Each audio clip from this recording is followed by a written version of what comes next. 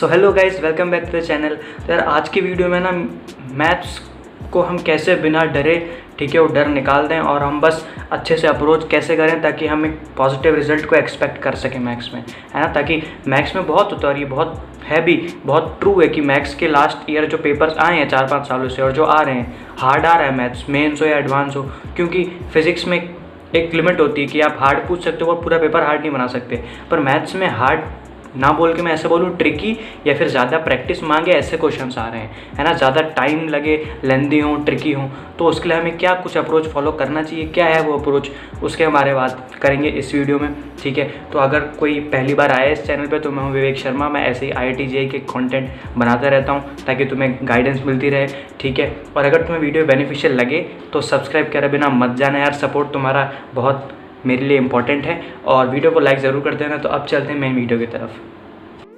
Guys, video में आगे बढ़ने से पहले मैं तुम्हें अनअकैडमी की प्रोडिजी स्कॉलरशिप टेस्ट के बारे में बताना चाहता हूँ, जिसमें तुम 11 करोड़ वर्थ तक के प्राइजेस जीत सकते हो यार। ये 14 और 15 अगस्त को होने वाली है।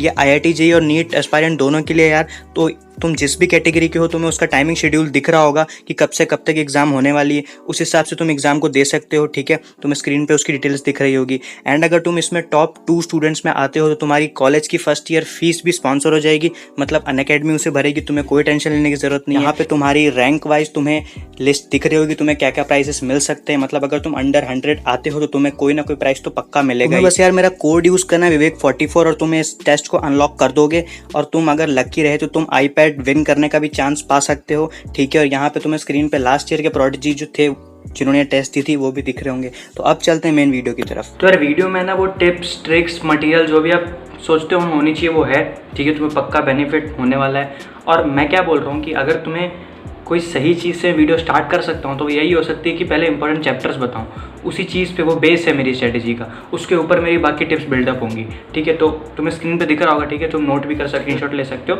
सबसे पहले आ जाता है तुम्हारा मैट्रिसेस एंड डिटर्मिनेंट्स, ठीक है। अभी तुम्हारा 12th में आ जाएगा। 12th में तुम कुछ नहीं पढ़ा ना, भी तुमने मैथ्स बिल्कुल ही वीक है, छूट गया है, मतलब बिल्कुल मैथ्स ही नहीं आता, ये चैप्टर तुम्हें पक्का करना है और ये ज़्यादा टाइम नहीं लेगा, ठीक है। सेकंड है तुम्हारा वेक्टर 3D। मैं ऐसे 11-12 दोनों के बताऊंगा, ठीक है। और इसमें लिस्ट में ज़रूरी नहीं है ऐसे सारे चैप्टर ही बहुत ज़्यादा इंपॉर्टेंट है। कुछ ऐसे इंपॉर्टेंट है जिनको मल्टी कॉन्सेप्ट मतलब दूसरे चैप्टर में मिला के पूछा जाता है, या कुछ सिंगल इंडिपेंडेंटली इंपॉर्टेंट है, उन पर खुद पे इतने क्वेश्चन आ जाते हैं, ठीक है। वेक्टर 3D है। फिर तुम्हारा सीक्वेंस सीरीज। अब सीक्वेंस सीरीज 11th वालों का इंपॉर्टेंट इसलिए है, पता है कि कुछ इंडिपेंडेंट क्वेश्चन तो आते ही हैं। अब तुम्हारा बाइनोमियल थ्योरम में कुछ लग गया उसका, फिर तुम्हारा आगे जैसे इंटीग्रेशन ये सब में आ जाते हैं क्वेश्चन हार्ड वाले, उनमें कहीं लग गया है ना, वहाँ पे फिर तुम अटक जाओगे अगर तुमने सीक्वेंस सीरीज 11th का अच्छे से नहीं किया हुआ है। 4th नंबर पे आता है आपका एप्लीकेशन ऑफ डेरिवेटिव्स। ये आपका 12th का चैप्टर है, ठीक है। यहाँ बेसिक इंटीग्रेशन या डिफरेंशिएशन आप 11th में सीखते हो, पर ठीक है 12th में मेनली आता है इस पर बाइनोमियल। अब बाइनोमियल पता है 11th का चैप्टर जो दिखने में हार्ड लगता है और होता ईजी है, ये वो चैप्टर है जिसमें तुम्हें, ठीक है, बहुत लंबे इसमें चीज़ें हैं, काफ़ी चीज़ें बहुत डीप में पढ़नी पड़ती है, ठीक है। पर इसमें तुम्हारे क्वेश्चन उतने हार्ड नहीं आते, आएंगे तो वैरायटी वाले होंगे, पक्का ऐसा कुछ आ चुका होगा पहले, ठीक है। वैरायटी तो नहीं, मतलब सेम टाइप के होते हैं कई बार, ऐसा पक्का कहीं ना कहीं आया होगा। या अगर न्यू है तो तुमने पक्का प्रैक्टिस किया होगा। मैं मान के चलो तुमने प्रिपरेशन की है जैसे मैंने बताया, ठीक है। तुम वीडियो के देखने के बाद तुम्हें समझ आ जाएगा। फिर है तुम्हारा कॉम्प्लेक्स नंबर। अब कॉम्प्लेक्स नंबर 11th में काफ़ी हार्ड लगता है हमें और होता भी हार्ड, कोई इसमें दो राय नहीं है। बट वही है ना कि तुम कैसे उसे अप्रोच करते हो। तुम 11th एंड होने तक ये स्ट्रॉन्ग हो जाना चाहिए। मैं ही नहीं कह रहा हूँ कि आज तुमने पढ़ा 2 दिन बाद मैं तुम्हारे टेस्ट लेने वाला हूँ, ऐसा नहीं है। गेम लंबी है, तो तुम्हें ये बोलूँगा कि 11th के एंड आने तक तुम्हारे इतने रिवीजन हो जाने चाहिए, इतनी बार तुमने पढ़ा होना चाहिए, इतनी बार तुमने मॉक टेस्ट दिया होना चाहिए कि तुम्हें बाद में आता है तुम्हें हो कि यार मेरा सीक्वेंस सीरीज अच्छा हो गया 11th में एंड तक, मेरा तुम्हारा कॉम्प्लेक्स नंबर अच्छा हो गया।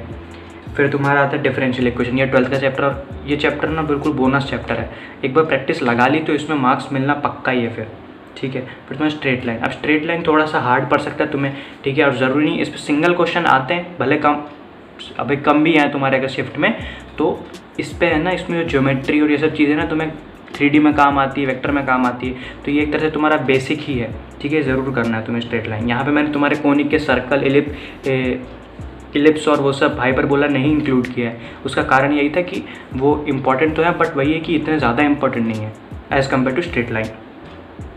फिर आता है मैथमेटिकल रीजनिंग। अब mathematical reasoning, relation function, sets, इन तीनों की बात करता हूँ मैं।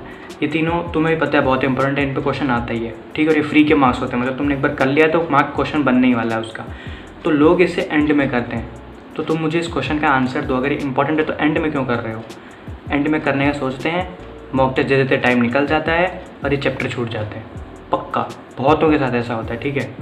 तो इन्हें स्टार्टिंग में करके रख दो ना, अगर ये इंपॉर्टेंट है तो उन्हें उतनी वैल्यू दो अगर तुम्हें इंपॉर्टेंट लग रहा है तो, ठीक है। तो इन तीनों की बात एक बार मैंने कर ली। डेफिनेट इंटीग्रेशन तुम्हारा इंपॉर्टेंट मैच है।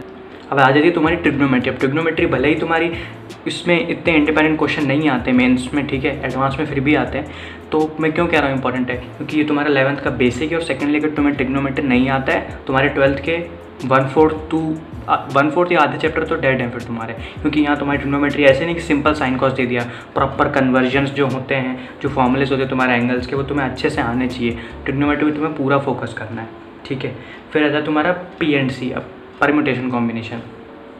ये चैप्टर ऐसा है ना कि इस पर सिंगल तो आते ही हैं इंडिपेंडेंट क्वेश्चन, बट इसमें क्या है ना, वो बात आ जाती है कि 11th की जो प्रोबेबिलिटी है बहुत आसान है। 12th की प्रोबेबिलिटी में परम्यूटेशन एंड कॉम्बिनेशन लग रहा है हर जगह, तो इसमें तुम्हें आना बहुत ज़रूरी है, क्योंकि ये मेरा वीक था और इसके से प्रोबेबिलिटी वीक हो गई। और ये चीज़ ऐसी भी है कि थोड़ा तुम्हारा ब्रेन डेवलपमेंट, मतलब तुम थिंकिंग कितना अच्छा कर लेते हो ना, उस पर भी डिपेंड करते हैं। तो P&C में तुम्हें केसेस बनाने, ये सब बनाने, तो ये सिर्फ प्रैक्टिस से आएगा, ठीक है। प्रैक्टिस और तुम कितना प्रॉपरली थिंक करते हो उस क्वेश्चन को पढ़ने के बाद।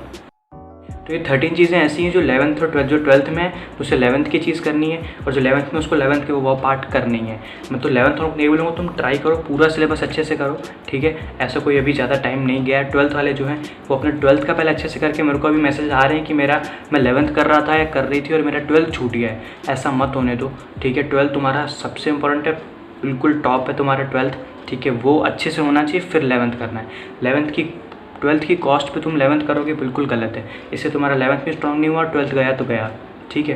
और यार अगर तुम्हारा कभी कोई चैप्टर छूट रहा होता है ना, तो उसमें कोई दिक्कत वाली बात नहीं है, उसको छूटने दो। क्योंकि कभी कभी क्या होता है, किसी चैप्टर को फॉर एग्जांपल 2 to 3 डेज़ चाहिए और तुम उसको उस टाइम में निपटाना चाहते हो, कम में निपटाना चाहते हो, ठीक है। तो एट द एंड तुम्हारा वो टाइम वेस्ट भी होता है और वो चैप्टर भी नहीं पूरा हो पाता। तो इससे अच्छा तुम कुछ और कर लेते हो, तुम्हारा स्ट्रांग हो जाता वो, है ना। हमें 100% सिलेबस वैसे भी अच्छे से नहीं करना है, ठीक है। एक पॉजिटिव अप्रोच के साथ वॉरियर माइंडसेट रखना है और कंटिन्यू करना है कि एट द एंड की ऐसा ना हो कि पूरा ही सिलेबस 50% ही हो पाए हो। हाँ, 90-95 चलेगा, पूरा 100% स्ट्रॉन्ग नहीं हो तो भी चलेगा, ठीक है। बस ये करने के एक चैप्टर के पीछे तुम अपना वो मत करो कि रूटीन मत बिगाड़ो। जैसे एक चैप्टर छूट गया तो मैं वो लेके बैठ जाऊँगा, उसको छोड़ो, आगे बढ़ो।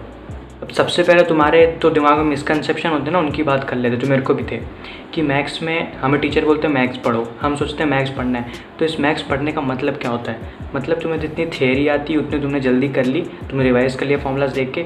अब तुम्हारी कैपेसिटी जितनी है ना, उतने क्वेश्चंस लगाओ, ठीक है। उसे कहते हैं मैथ्स पढ़ना। अब तुम अगली बार अगर कमेंट में लिखो कि भैया मैं मैथ्स पढ़ता हूँ पर मार्क्स नहीं आते, तो तुम सोचना कि तुम ये डेफिनेशन को सेटिस्फाई कर रहे हो।